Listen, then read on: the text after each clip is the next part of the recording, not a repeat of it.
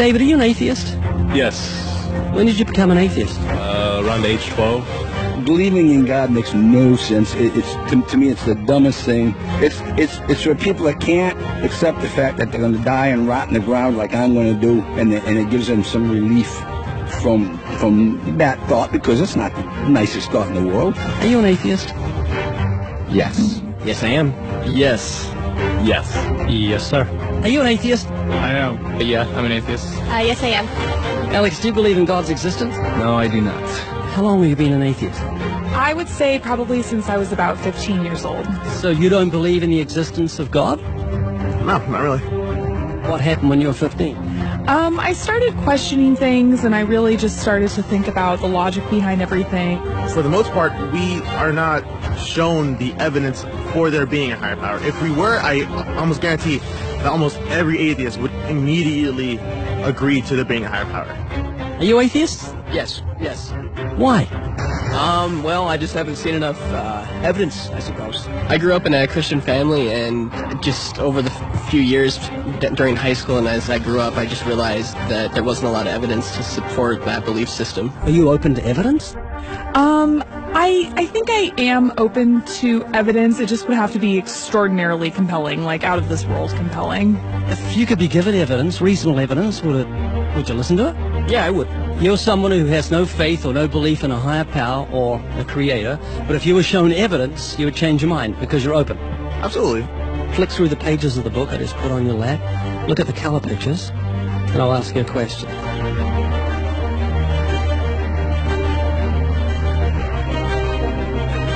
Do you believe that book could happen by accident, that nothing produced the color pictures in the book, that red, orange, yellow, green, blue, indigo, violet ink fell from the sky and formed itself into those beautiful pictures, and then black ink fell from the sky, or from nowhere, and formed itself into coherent words and sentences, capitals and periods and commas, making sense, page numbers fell from the sky, all in order, and then it bound itself and formed itself into a cover with artwork, and there we have a book.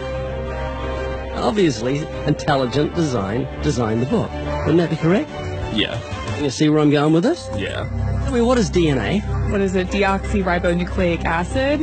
And it's what makes up our bodies and our cells and everything that makes us who we are.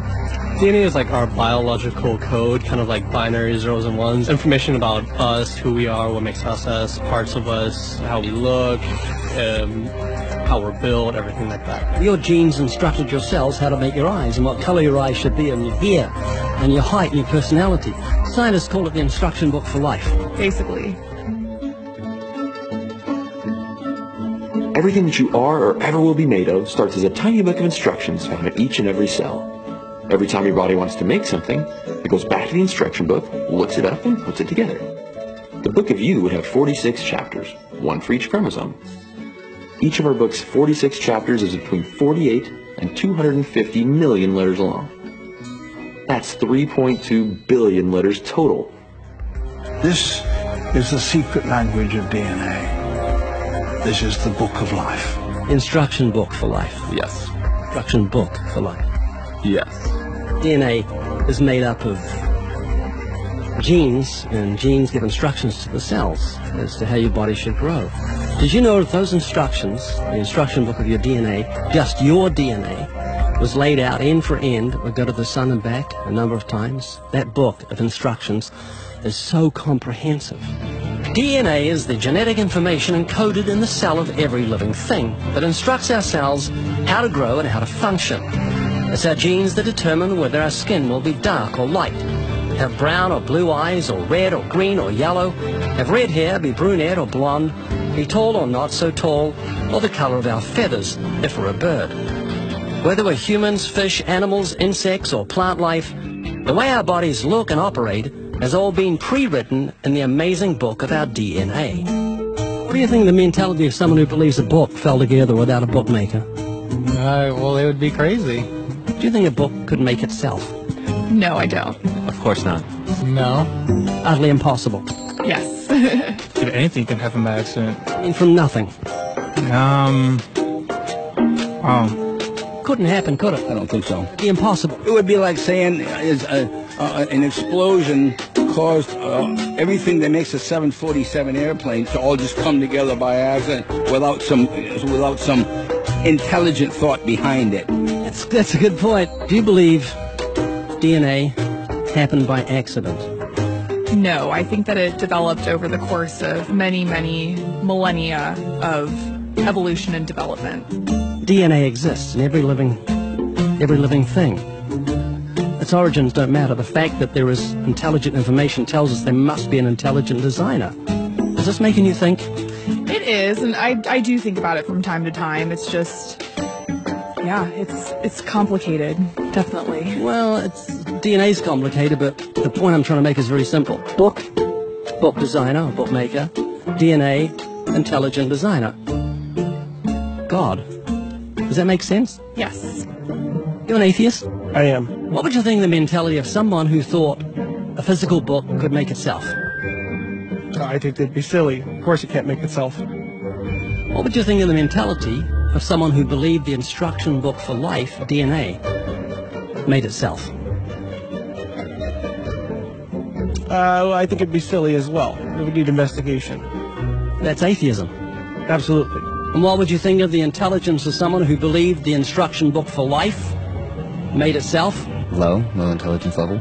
DNA happened by accident? Probably not too smart. DNA couldn't make itself. It's impossible. Does that make sense? Yes. Is this making you think? Yes. And what would you think of the person who believed that DNA, the instruction book for life, happened by accident? We're not just talking about human beings, we're talking about every form of life. Fleas, cats, dogs, elephants, cows, horses, trees, plants, everything has DNA, the instruction book for life. Which makes the book in your hand just seem feeble compared to the infinite intelligence that must have put the instruction book for life together. Can you see what I'm saying? Yeah. Do you believe DNA happened by accident? I believe it could. Explain it to me, how a program could make itself out of nothing on how to make a human eye, giraffe size, elephant size, cats, dogs, puppies, flowers, birds, trees. Every living thing has DNA that's so complex, it's mind-boggling. It must have been a genius beyond any human reasoning that put it together. And to say it happened by chance is infinitely sillier than saying a physical book happened by chance. All I'm doing is reasoning with you. I'm not arguing. I don't want to win an argument. I'm just saying I want you to concede something that's absolute common sense. You're an atheist, so you believe the scientific impossibility that nothing created everything. I mean, it can't be nothing. We all have to start from some point. I wouldn't say nothing created it. There had to be something there in the beginning. You like Richard Dawkins, don't you? Well, I mean, you know, yeah, I like him.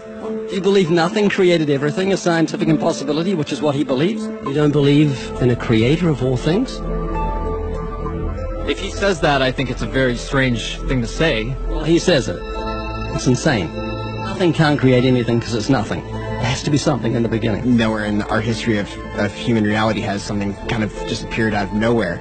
Do you believe that nothing created everything?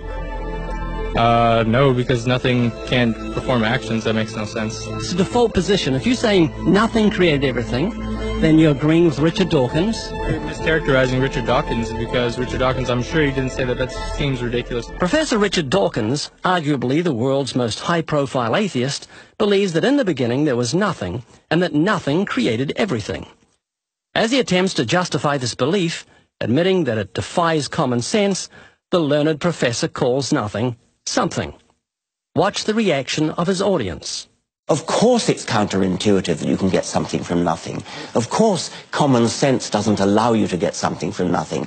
That's why it's interesting. It's got to be interesting in order to give rise to the universe at all. Something pretty mysterious had to give rise to the origin of the universe. It's exactly what's meant by nothing, but whatever it is, it's very, very simple. And why is that funny?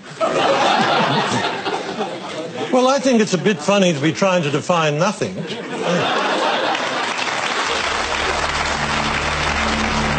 Richard Dawkins, I'm sure he didn't say that. That seems ridiculous. The audience reaction confused the normally eloquent professor because he's not used to being the object of laughter. What he didn't realize was he was talking to people who were endowed by their creator with the virtue of common sense. This was just another case where the emperor has no clothes. Someone should tell this man who has deceived millions, "You're talking foolishness." Is that what you believe? I mean, it can't be nothing. We all have to start from some point. But there has to be something that created everything. You just wasn't God. Is that what you're saying? Yeah, it's just evolution, how things became from one organism into many. But that doesn't solve your dilemma of the initial cause. There has to be an initial cause. If there was a big bang in space that from there issued cats and dogs and horses and cows, the sun, the moon, the stars, the seasons, and all this marvel of creation came from a big explosion, what caused the explosion, and where do the materials come from the explosion, and why is there such incredible order from the explosion? Every explosion I've heard of creates chaos, not order. That makes sense? Oh, yeah. This is what you're looking for if you were looking for truth. This is your information that you need to say, well, that's logical. How could all this design from the atom to the universe, an incredible order, just happen by accident? Because an atheist actually believes nothing created everything, which is scientifically impossible. I'm trying to say, Haley, I just want you to think. You're not just a blob of nothing, but it came from an explosion that created order, which is against nature. That means that you've got purpose and meaning in the universe. So it's not altogether bad news. I just want a relationship with whoever built me. This is too much, too weird that it happened by accident. It didn't happen by accident. I don't feel that.